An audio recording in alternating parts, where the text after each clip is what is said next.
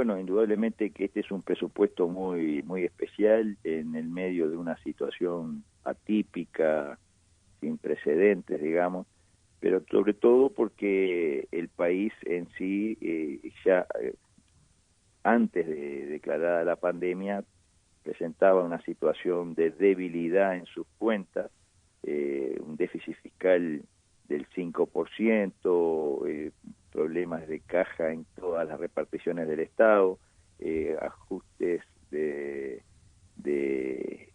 gastos imprescindibles para poder llegar a fin de año con el presupuesto anterior, digamos.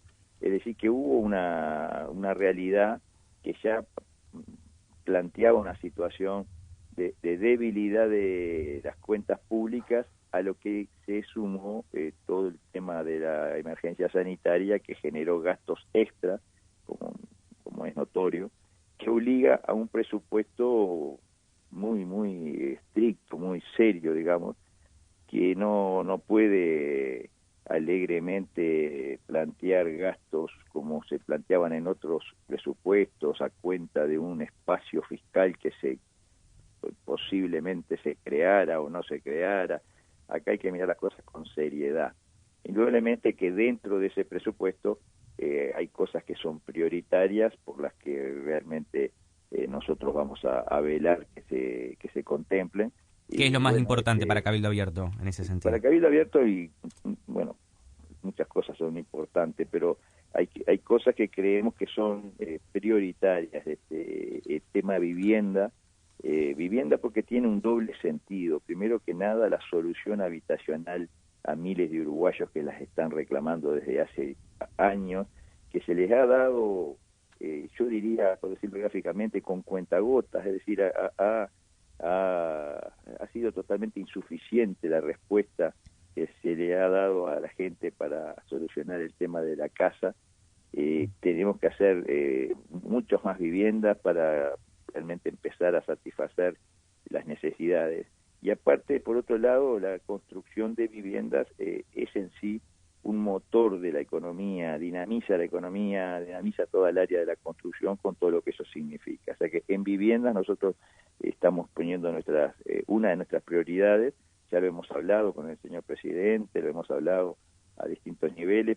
Pensamos que va a haber un presupuesto bastante adecuado a lo que nosotros pretendemos en el tema vivienda. Salud, educación.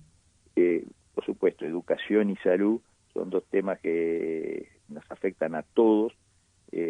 También nosotros vamos a velar por un aumento salarial al personal militar que ha sido relegado administración tras administración, a tal punto que se ha generado una brecha muy, muy grande, y son los servidores públicos peor pagos por lejos en el Estado. Y bueno, y por esos ejes van nuestras prioridades y preocupaciones. Hay casos puntuales, hay distintos aspectos, lo hemos hablado en estas últimas semanas con las distintas autoridades, y bueno, hoy vamos a recibir los lineamientos en general que finalmente se plasman en el presupuesto, y comenzará en las próximas semanas digamos, el trabajo parlamentario para tratar de esa ley de presupuesto mejorarla lo suficiente para que contemple todas las grandes prioridades, siempre buscando solucionar los problemas de la gente. Nosotros creemos que hay mucho de recursos asignados, pero también hay muchísimo de buena administración, de una gestión eficiente y eficaz. Creo que esto último ha faltado en los últimos periodos de gobierno.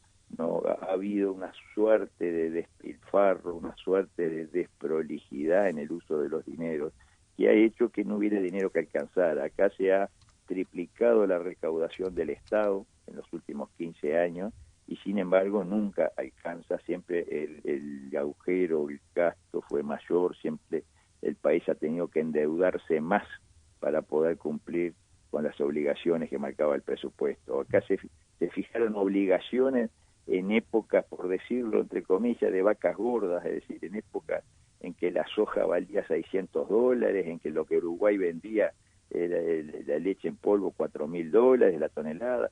digamos, con esos precios se hicieron todas proyecciones para adelante de gastos, se establecieron los gastos que son inflexibles después porque son partidas salariales u otro tipo de obligaciones que después no se pueden volver atrás. Entonces, cuando bajan los precios de todo eso, bueno, la única forma de cubrir eso es con deuda, y la deuda hay que cumplirla. Este año nomás hay que pagar unos 3.000 millones de dólares de intereses de la deuda, es decir, sin bajar un dólar lo que se debe, hay que pagar 3.000 millones de dólares de servicio de la deuda, como se llama, y eso va hipotecando, va agravando la situación, y es claro que no podemos seguir aumentando esa deuda porque va a llegar un momento que va a ser impagable, y todos sabemos cómo terminan esos ciclos de endeudamiento en ascenso permanente. Por eso creemos que hay que ser serios y responsables, pero así todo vamos nosotros a bregar por las áreas que entendemos que son prioritarias, y en ese sentido lo hemos hablado una y otra vez con el presidente y con quienes están en la elaboración del presupuesto. Senador Manini, ¿le llamó la atención la aparición pública del Movimiento de Liberación Nacional Tupamaros, quien en las últimas horas emitió un comunicado, cuestionando el actual gobierno y llamó a resistir el modelo regresivo y hambreador, dice, del actual gobierno? ¿Cómo le impactó esto? Bueno, la aparición pública no me llama la atención porque nunca dejaron de existir, es decir, siempre se han manifestado, siguieron existiendo, formando parte de un espacio político del Frente Amplio, pero nunca dejaron de existir, nunca se disolvieron, y los vemos cada tanto festejando algún delito, festejando el asalto a Pando u otro tipo de delitos, y lo hacen abiertamente. Es decir, su aparición no me sorprende. Lo que sí me sorprende es el tono o es la forma de esta proclama, que realmente parece que dada en los años 60, como que el mundo no se congeló, se quedó en aquella época. Parecería que no ha caído el muro de Berlín, parecería que no se enteraron de muchas cosas. Me hace acordar a aquellos japoneses que aparecían 50 años después en alguna isla y todavía no se habían rendido de la Segunda Guerra Mundial.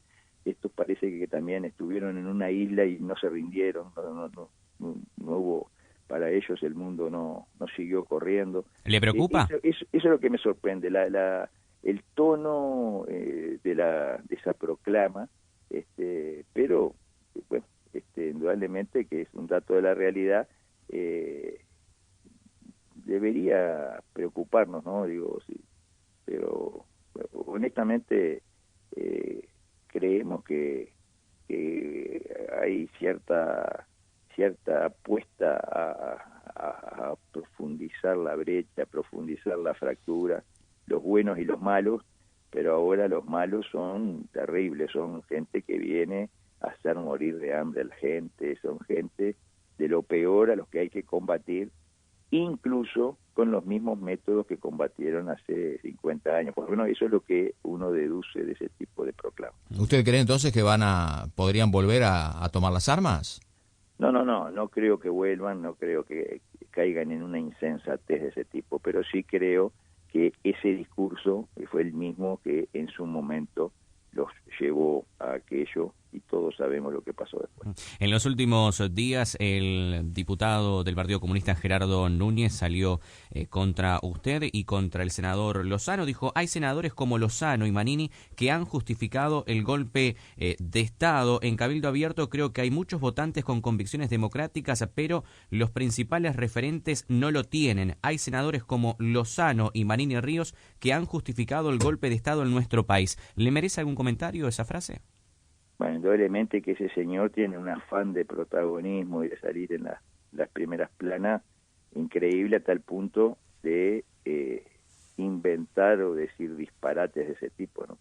Ni Lozano ni Manini jamás han dicho una sola declaración que justifique ningún golpe de Estado, no han hecho ninguna acción que se pueda catalogar de antidemocrática ni antirepublicana, y yo diría que ese señor sí las ha hecho, él sí las ha hecho. Entonces estamos con la hipocresía y el cinismo propia de gente de este tipo, que va a la asunción de su cargo de diputado llevando la bandera de Cuba en el pecho, de Cuba, justamente en un acto democrático, parece una farsa, una tomada de pelo a la gente, o llama a formar milicias populares para contrarrestar a las Fuerzas Armadas de su país, y lo hizo en un momento en que el gobierno era de su partido. Es decir, un personaje de ese tipo, un personaje de opereta, yo diría payasesco, no merece ningún otro tipo de consideración. Senador, la última se reunió en los últimos días con el presidente Luis Lacalle Pou por temas, entre otros, auditorías. ¿Qué es lo que se puede saber de eso? ¿Qué detalles puede brindar? Bueno, es indudable que esas auditorías tienen que llegar a término, se tienen que hacer en muchísimas reparticiones del Estado, donde se percibe de que hubo un uso desprolijo, por decirlo menos, de los dineros públicos, de los dineros de todos los uruguayos. Nosotros ya estamos emprendiendo en algunas reparticiones auditorías, pero quedan muchas más para comenzar. Estamos en un proceso de recolección de datos, de recabar todo el material necesario. Acá no se trata de una cacería de brujas, lo dijo el propio presidente, aquí se trata simplemente de saber de qué forma se gastaron los dineros del Estado. Hay casos que son emblemáticos, que todo el mundo, digamos, lo tiene bien claro, de que hubo un mal gasto de los dineros del Estado. Hace poco nos enteramos que se está haciendo la auditoría sobre la construcción del Antel Arena y de los gastos que llevó eso, que triplicaron prácticamente lo previsto inicialmente.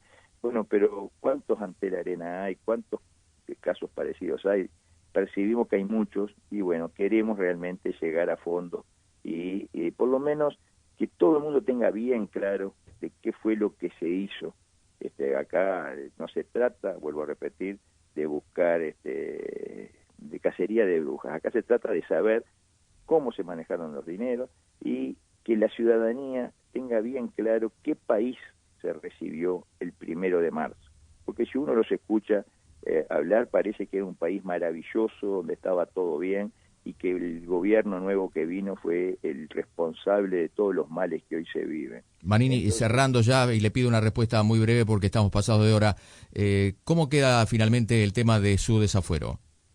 Bueno, el próximo martes 1 la Comisión de Constitución y Legislación va a hacer el informe, que es el paso previo y obligado antes de tratarse en el plenario, y yo creo que pocos días después, eso falta definirlo, se va a tratar en el plenario. Eso es lo que está planteado desde hace ya un buen rato.